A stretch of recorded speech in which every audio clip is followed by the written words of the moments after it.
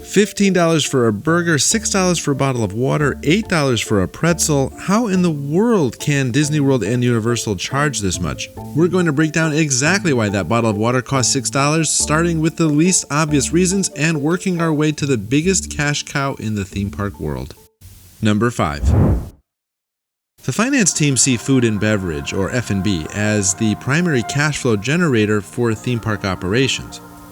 The items with the lowest cost but the highest visibility, like popcorn, pretzels, and beverages, are their star players. They have a tiny cost for the theme parks, but they can be marked up by 500% or more. This massive profit margin generated by the F&B division is essential. It's the constant stream of cash that supports all the other expensive parts of the theme parks. A bottle of soda at an Orlando theme park can easily cost you $6. The cost to the park for that entire transaction, delivery, stocking it, and keeping it cold, is often less than 30 cents. That massive, instant markup is repeated millions of times a year.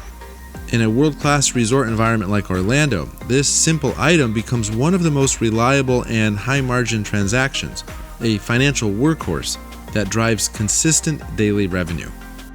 The standard price for a box of popcorn is usually around $8. The raw materials, the kernel, oil, butter flavor, and the paper container might cost the park as little as 40 cents.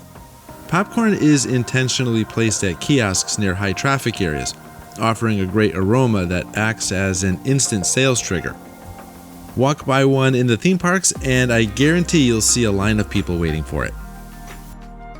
Modern immersive lands like Star Wars, Galaxy's Edge, or the Wizarding World of Harry Potter cost $500 million to build.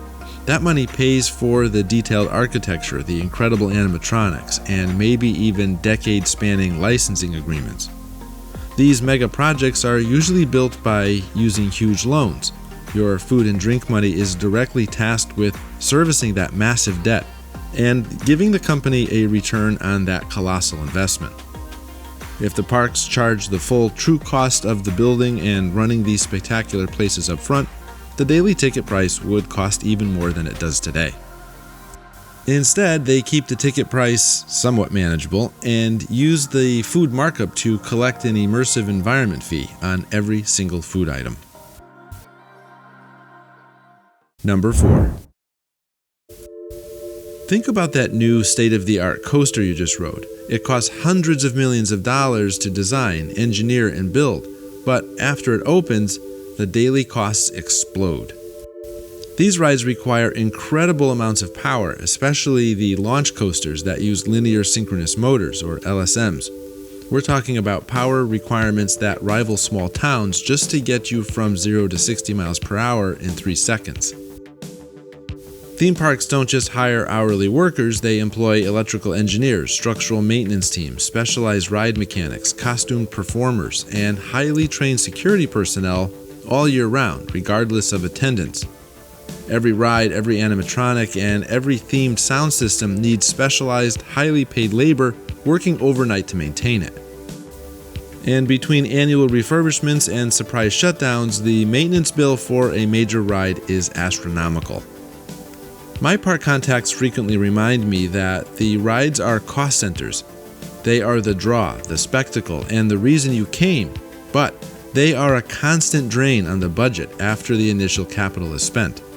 These huge, non-stop fixed costs means that prices have to start very high even before the park sees the first dollar of profit. Number 3. This is where the operation moves beyond simple speed and starts playing a sophisticated psychological game with your wallet. We're talking about the Disney dining plan. Universal, you're off the hook on this one because you don't offer a dining plan. You've probably seen countless online discussions about whether a dining plan is worth it. I even have an entire video dedicated to just the Disney dining plans. The pitch sounds simple and wonderful. Pay one lump sum before your trip, and once you're in the park, your food feels free every single time you eat. It seems like a foolproof system to budget your vacation and take the stress out of constantly checking prices. And honestly, it's a mutually beneficial system in some ways. It locks in your food budget and allows you to enjoy the convenience of ordering almost anything on the menu without worrying about costs adding up. So there is decent value offered to the guest. But the financial engine behind the dining plan is brilliant and ruthless. This is where the park truly wins. The dining plan is priced assuming a certain level of usage, but the park knows that, on average, the guest will not fully utilize every single credit. People get too busy sometimes to use all their credits. Those small unused credits across millions of guests add up to massive pure profit, known as the unused value principle. The park secures a huge interest-free cash flow months in advance for food it ultimately doesn't have to serve. The dining plan is highly psychological, and as you're about to discover, it's why Disney can often give you the dining plan for free, which is a common promo we see each year. See, the dining plan removes your wallet's psychological barrier. Since you feel like your meal is free, you are far more likely to open your wallet and pay cash for that expensive, high-margin item that the dining plan doesn't cover. It's a powerful move. You'll happily pay $15 cash for that craft beer or $25 cash for that souvenir cup because, in your mind, the burger and fries were already covered. It's the perfect illustration of theme park finance. They offer you a useful service like budgeting for food in advance, but structure in a way that is mathematically designed to maximize high-margin cash spending on the side. Number 2. In Orlando, you are not simply buying a beverage, you are paying into an immersive experience. College professors call this the experience economy. Build-A-Bear Workshop is a prime example. They don't just sell you a teddy bear, you enjoy the experience of making the teddy bear and, of course, paying for all the upgrades. When I'm in Disney's Hollywood Studios and shell out $8 for a special blue milk in a galaxy far, far away, or a Butterbear at Universal Orlando, I'm not primarily paying for the cost of the flavoring and syrup, I'm paying for the unique IP, the sound of the X-Wings flying overhead, and the ability to post a photo of a beverage that literally cannot be purchased anywhere else. That exclusivity removes all outside price comparison. The price is based purely on the experience, not the cost of the coconut milk and syrup. The park also gets you with the specialized packaging. They invest heavily in unique themed cups. That souvenir container is priced as merchandise, not as food cost, which is a clever way for the park to get you to buy a high-margin retail item that just happens to have a beverage or popcorn inside. You're buying the proof that you were there, and people happily pay a premium for that social currency. Number 1. All of those other factors are secondary to this one fundamental economic reality. The park has a monopoly. Once you are through that turnstile, you are a captive audience. The hassle of leaving the park, walking miles to the car, driving, finding a restaurant, parking again, and going through security to re-enter is such a huge barrier that the cost of an overpriced meal inside becomes the better option. Disney and Universal know this, and having already paid hundreds for admission, your pain tolerance for an extra $10 on lunch is pretty high.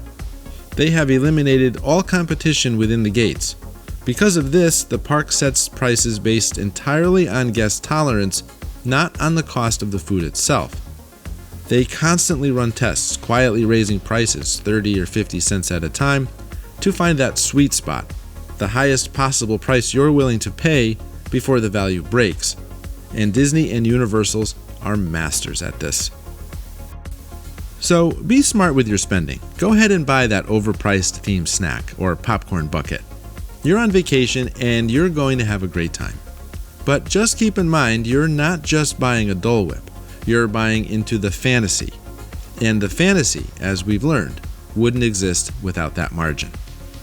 And if you're interested in a peek behind the curtain about how the travel industry works, check out my video, 8 Things That Cruise Lines Don't Want You to Know, where I share one of the biggest travel scams out there that happens on every cruise, and it's perfectly legal. I'll see you over there.